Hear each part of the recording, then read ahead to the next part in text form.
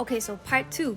If you are any person of color or ally living in Washington, D.C., attending any integrated school, you have Howard University, national black leaders, D.C.'s historic black residents, and black-owned bank to thank. Let's get into it. Okay, so we learned that Jim Crow was dogging out DC's black residents. So thanks to the work of black bankers at the Black-owned Bank of Industrial Bank, U Street became a refuge and a hub for black excellence. Now mind you, up until 1965, due to all the blood, sweat, and tears of black activists of the civil rights movement, wasn't no other person of color allowed in the states, and let alone the city. That's because the National Origin Act of 1924 had excluded or suppressed immigration from all of Asia, most of Africa, most of the Middle East, even most of Southern and Eastern Europe, effectively all non-white and unwanted white populations. Now this went on all the way up to 1965's Immigration and Nationality Act, which finally ended the racist national origin quotas. Then this led to a huge blossoming of immigrants from Asia, Africa, Latin America, and the Caribbean, which is how DC and the DMV has all the delicious restaurants we have today. Thank you very much. And who do you have to thank for this?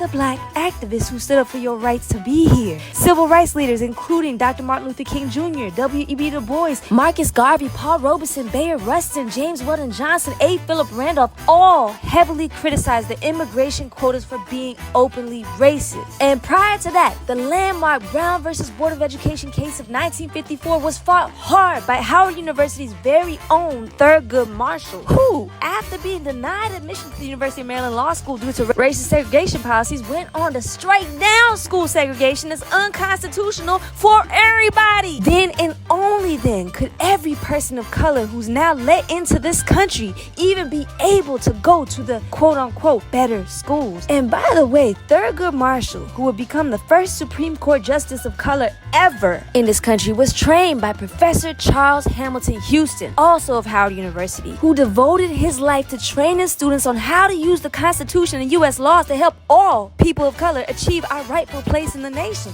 thereby earning the name the man who killed Jim Crow. So all I'm saying is all us melanated immigrants out here better pay our respects to the black freedom fighters of this country, cause legit none of us would be here if it wasn't for them. Black history is U.S. history, is world history. But that's somebody.